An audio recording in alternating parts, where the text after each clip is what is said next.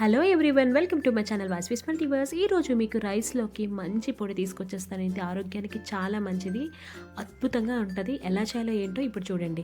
దీనికోసం నేను ఒక కప్పు కరివేపాకును బాగా కడుక్కొని ఫ్యాన్ కింద ఆరేసిన తర్వాత దీన్ని ఒక కళాయిలో వేపుకున్నా. అది క్రంచీగా వేగినంత వరకు చూపించాను కదా, పట్టుకుంటే నలిగిపోయేంత వరకు మనము వేపాలి. ఆ తర్వాత అది తీసి పక్కన పెట్టుకొని అదే కడాయిలో ఒక టేబుల్ స్పూన్ ఆయిల్ వేసుకొని ఒక టేబుల్ స్పూన్ మినప్పప్పు ఎర్రగా వేగిన తర్వాత ఒక టేబుల్ స్పూన్ ధనియాలు, అలాగే ఒక టేబుల్ స్పూన్ జీలకర్రను కూడా యాడ్ చేసుకుంటాం. అది వేగిన తర్వాత నేను ఒక 15 ఎండుమిర్చిని కారాన్ని బట్టి అడ్జస్ట్ చేసుకున్నా.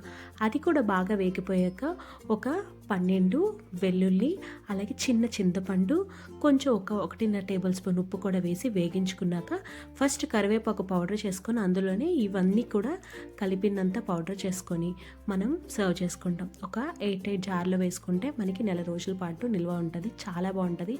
రైస్లో వేసుకొని తినండి, వేడివేడి అన్నంలో నెయ్యితో పాటు. చాలా అంటే చాలా బాగుంటుంది. హెయిర్కి కూడా కరివేపాకు చాలా మంచిదండి. మీరు కూడా ట్రై చేసి మీకు ఎలా వచ్చింది కామెంట్ సెక్షన్లో కామెంట్ చేయండి.